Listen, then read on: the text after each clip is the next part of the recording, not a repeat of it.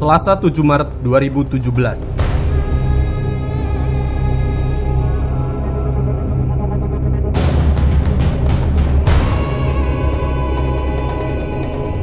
Majelis Hakim Pengadilan Negeri Jakarta Timur memvonis bersalah 3 petinggi Gavatar terkait kasus penodaan agama. Ahmad Musadek dan Mahful Muiz dijatuhi hukuman 5 tahun penjara, sementara Andri Yahya divonis 3 tahun penjara.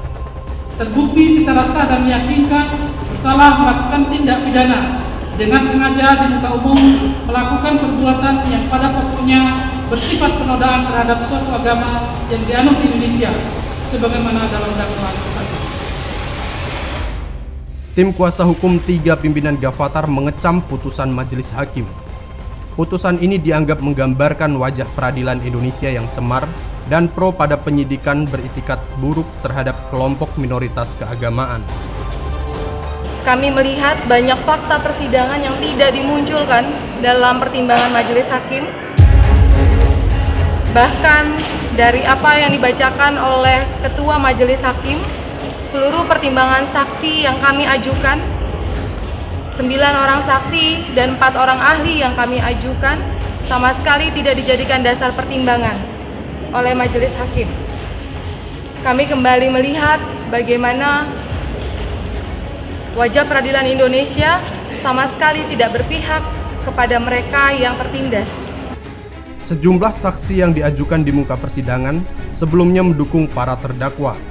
Bahkan, 2 ahli agama yang dihadirkan menyatakan bahwa yang dilakukan 3 petinggi Gavatar berada di ranah penafsiran yang tidak boleh diintervensi negara. Dan justru kami mempertanyakan dalam putusan majelis hakim yang memasukkan pertimbangan MUI yang adalah pihak yang mengeluarkan fatwa sesat kepada Gavatar. Seharusnya mereka tidak dapat dipertimbangkan sebagai ahli. Bagaimana MUI dapat menilai fatwanya sendiri? Tidak ada objektivitas di dalamnya.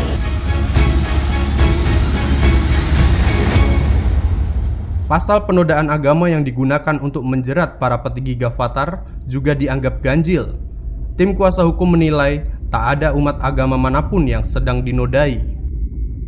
Jelas, para terdakwa menyatakan di muka persidangan bahwa mereka tidak meniadakan rukun iman dan mereka tidak pernah sekalipun meniadakan rukun Islam. Dan itu semua dinyatakan oleh saksi yang dihadirkan di muka persidangan baik oleh jaksa penuntut umum maupun oleh penasihat hukum dan para terdakwa. Justru pertimbangan saksi yang digunakan oleh majelis hakim adalah saksi-saksi yang tidak hadir di muka persidangan. Sejak terbentuknya Gavatar, baik dari Dewan Pembina, kemudian dari badan pendiri tidak pernah mencampuri urusan perihal masalah keagamaan, baik itu rukun iman ataupun rukun Islamnya. Gitu. Adapun kegiatan sosial yang kita lakukan hampir setiap hari itu kemudian dikala memang tabrakan ya dengan jam-jam sholat, kita persilahkan untuk melakukan apa yang namanya ibadah itu sendiri.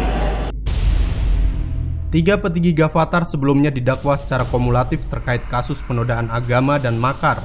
Menurut tim kuasa hukum, para terdakwa seharusnya divonis bebas, mengingat tuduhan makar dinyatakan tidak terbukti.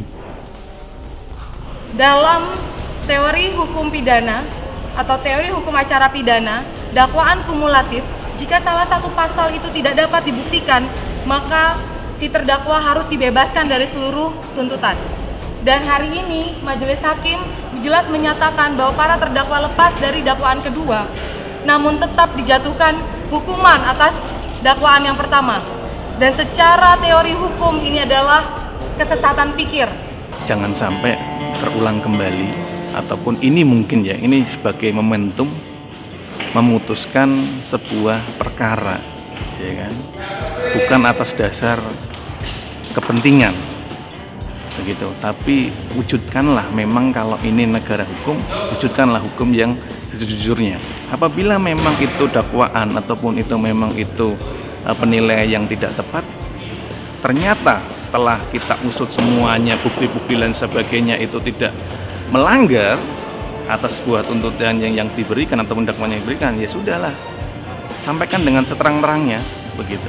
Itu harapan saya terhadap pemerintahan, baik itu secara di hukum ataupun all gitu.